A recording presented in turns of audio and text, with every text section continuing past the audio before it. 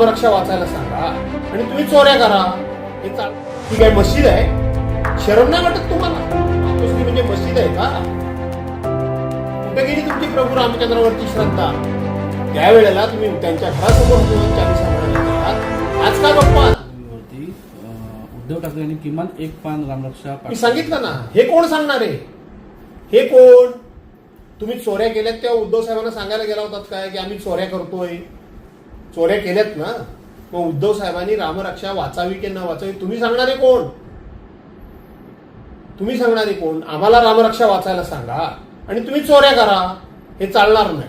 हनुमान चालीसाचा जो वाद झाला होता त्याच पार्श्वभूमीवरती हा पण वाद मुद्दाम करण्याचा हा प्रयत्न आहे. असं आहे की त्यावेळेला राज ठाकरेंनी असं सांगितलं होतं की ज्या ठिकाणी भोंगे बंद होणार नाहीत मुस्लिम समाजाच्या सकाळच्या त्यांच्या आजांच्या नमाजीचे, तर तिथं जाऊन चालीसा तुम्ही हनुमान चालीसा म्हणा असं राज ठाकरेंनी सांगितलं होतं.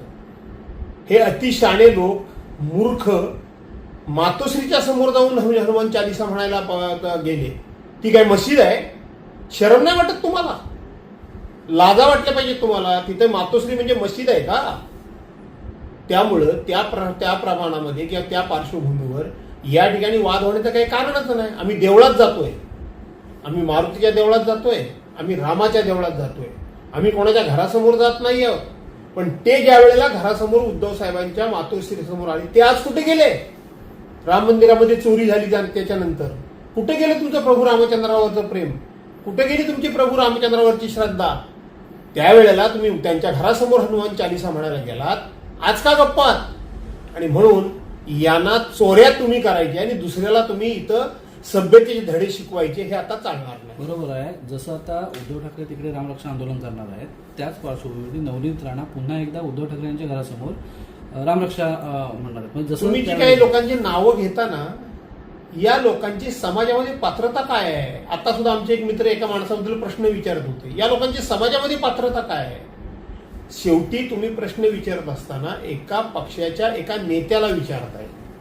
त्यामुळं साधारणपणे त्या प्रश्नाचं स्टँडर्ड ठेवा, एवढंच मी तुम्हाला सांगतो. बरोबर आहे. पण अशा लोकांचा वापर, अशा लोकांबद्दल मी काही बोलणार नाही. भाजपमध्येही अशी लोक आहेतच, ती ठेवलेलीच असतात. दर 6 महिन्याने त्यांना पुढे काढायचं आणि 6 महिन्यांनी परत नेऊन पिंजऱ्यात ठेवायचं. हे सुरूच आहे. बरं, जो चोरीचा आरोप झाला किंवा आता तिथे दान चोरीचा आरोप झालाय, त्या ट्रस्टीतले काही लोक असं म्हणतात की हिंदू धर्माचे पैसे जर चोरीला गेले, हिंदू धर्माचे पैसे जर हिंदू धर्मातल्या लोकांनी चोरले तर बिघडतं कुठे? आणि त्याचप्रमाणे दुसरं असंही म्हटलं जातंय की ज्या लोकांनी श्रद्धेने दान केलं त्यांचं दान चोरीला झालं नाही, पण त्यांनी मनापासून दान दिलेलं नाही त्यांचं दान चोरीला झालंय. असं आहे की शेवटी चोराच्या उलट्या बोबा म्हणतात त्या ह्या चोरांच्या उलट्या बोबा. चोर ते चोर आणि शिरजोरपणा करतात कशाला म्हणतात ते हे उत्तम उदाहरण.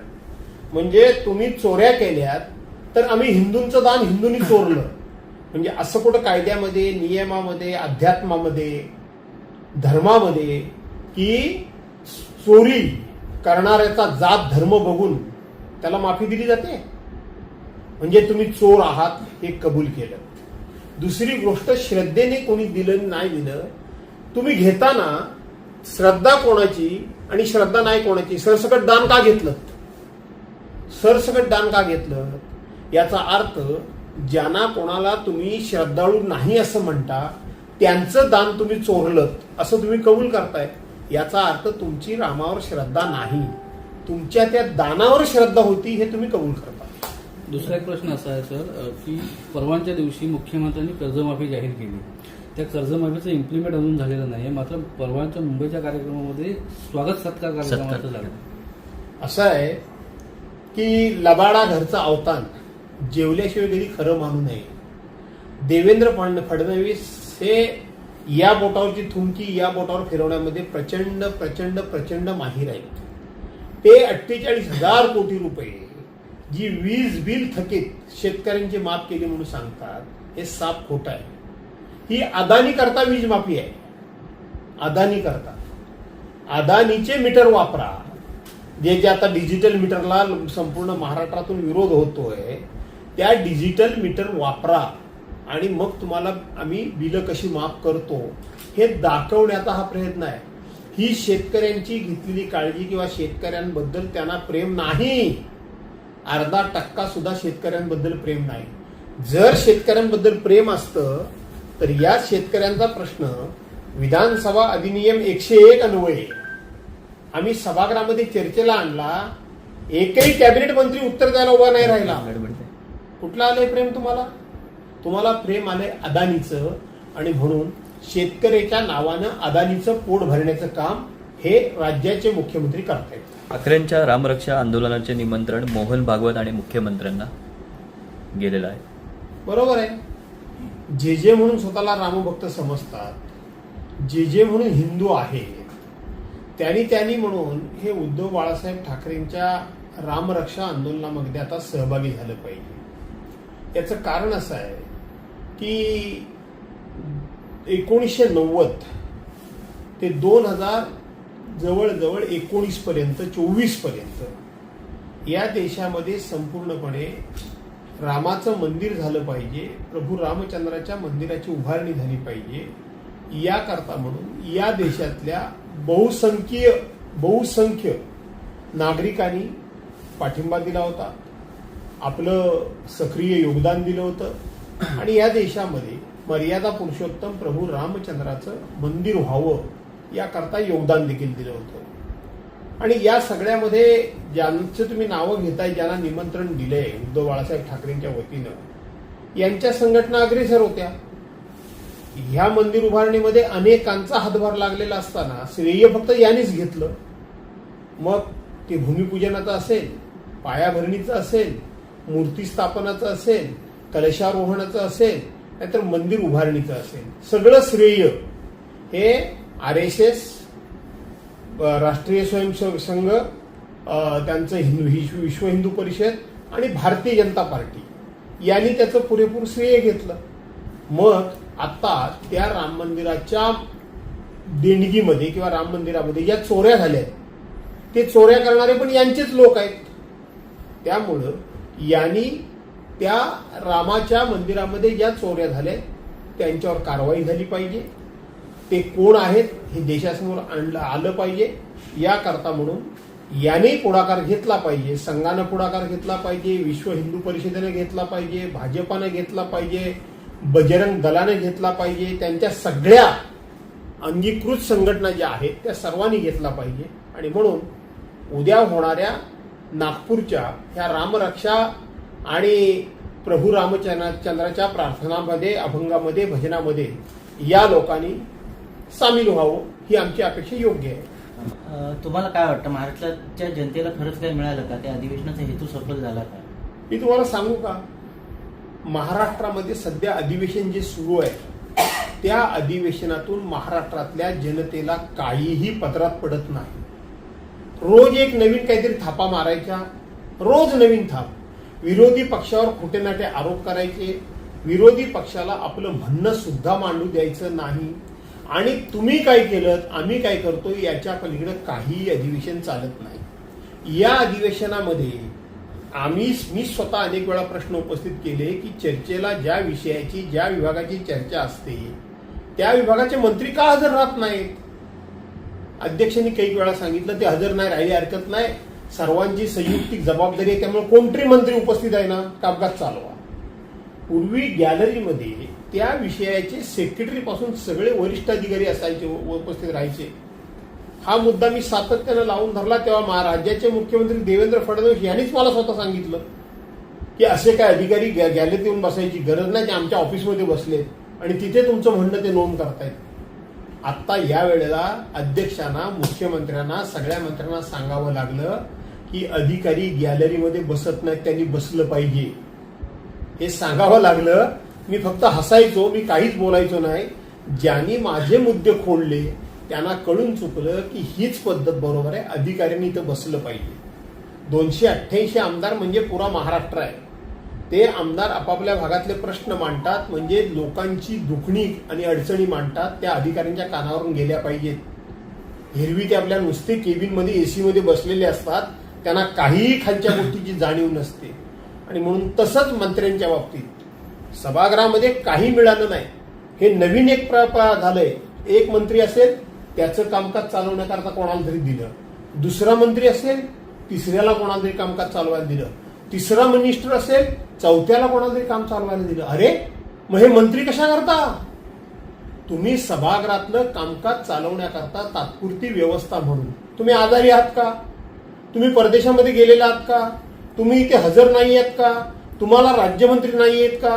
सगळे आहेत. तरी पण कामकाज चालवायला कोणाला तरी द्यायचं, याच्यावर आम्ही आक्षेप घेतला.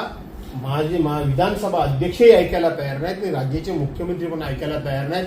हे फार पूर्वीपासून चालत आले वगैरे असं काहीतरी खोटं सांगायचं. म्हणजे अध्यक्षाने ते एकदा कहर केला. 2019 साली म्हणे असंच चाललं होतं, दाखवा एक तरी उदाहरण. ते दाखवू शकले नाही, पण खोटे आरोप करायचे. तिसरी गोष्ट ही त्यांना नाराजी जशी व्यक्त करावी लागली तशी काही आमदारांना या अधिवेशनमध्ये आमच्यावर अन्याय होतोय हे म्हणून इथं बैठकी घ्याव्या लागल्यात, बसावं लागलं निषेध म्हणून सरकारला. त्यामुळं या सरकारकडून काहीही कोणाच्याही पदरात पडलेलं नाही. त्यांनी कर्जमाफीची खोटी फसवी घोषणा केली. त्यांचं लक्ष एवढंच असतं की पुरवणी मागण्या जर मंजूर करून घ्यायच्या असतील तर अधिवेशनाची आवश्यकता आहे, आणि अधिवेशन जर आपण घेतलं नाही तर पुरवणी मागण्या मंजूर होत नाही. त्यामुळे 97,500 कोटीच्या पुरवणी मागण्या मंजूर झाल्या आणि सरकारला चालवायचं म्हणून चालवा अधिवेशन, अशाच मूडमध्ये सरकार होतं. पण तुम्ही सभागृहात एकही दिवस चुकवत नाही. तुम्ही प्रत्येक अधिवेशनाला तुम्ही प्रत्येक दिवशी असता. मग हे जे दांडी बहादर आहेत त्यांच्यावर काही असं कायदा वगैरे आहे का त्यांच्यावर कारवाई करण्याचा? नाही, काही असं आहे की मुळामध्ये अधिवेशनमध्ये एकाच दिवस तरी तुम्ही आलात तर तुमच्यावर काही कारवाई करता येत नाही. परंतु लगातार 1-2-3 अधिवेशनमध्ये तुम्ही आलात नाही आणि तुम्ही अध्यक्षांच्याकडं गैरहजर राहण्याचं कारण आणि परवानगी मागितलीच नाही तर तुमच्यावर कारवाई होते. परंतु एकदा कधीतरी यायचं, दोनदा कधीतरी यायचं आणि निघून जायचं. लाडकी बहीण योजनेतनं आता परत 90 लाख महिलांना अपात्र ठरवलं. ती साडी योजना सुद्धा बंद झाली. काय चाललंय सरकारचं? काही नाही चाललंय. सरकारला केंद्र सरकार असेल, राज्य सरकार असेल, त्यांना कळून चुकलंय की निवडणूक आली की एक आकर्षक घोषणा करायची आणि लोक त्या घोषणेमध्येच गुंतून पडतात आणि आपल्याला मतदान मिळतं. 2014 साली केंद्र सरकारनं घोषणा केली आम्ही सत्तेवर आलो तर 2 कोटी प्रत्येक वर्षी तरुणांना नोकऱ्या देऊ. दिल्या का? नाही दिल्या. काला धन आम्ही आणू, प्रत्येकाच्या खात्यामध्ये 15-15 लाख रुपये आम्ही टाकू.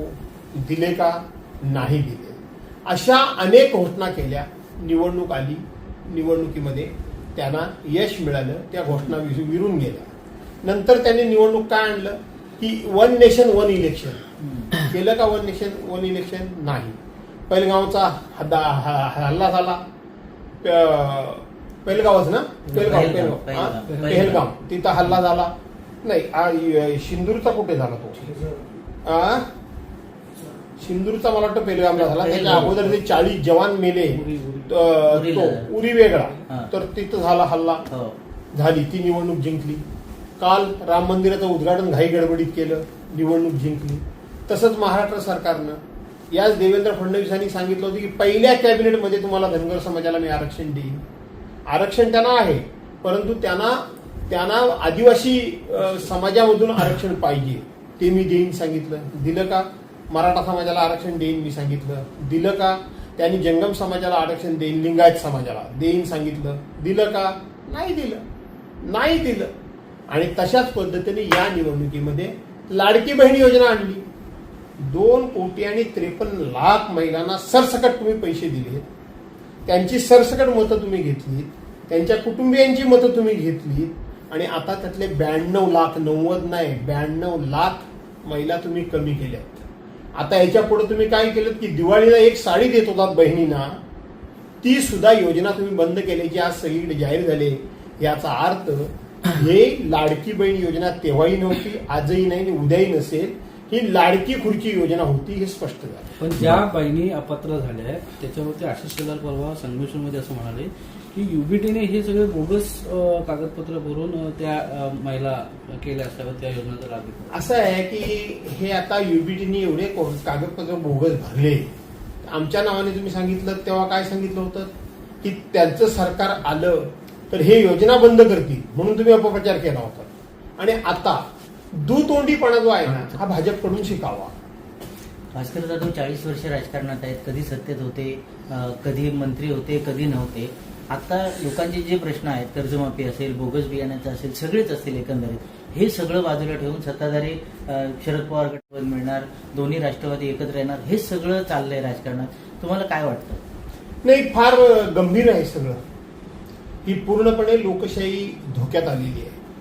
पहिल्या निवडणुका ईव्हीएम मशीनमध्ये घोटाळा करून जिंकल्या अशी बातमी आली.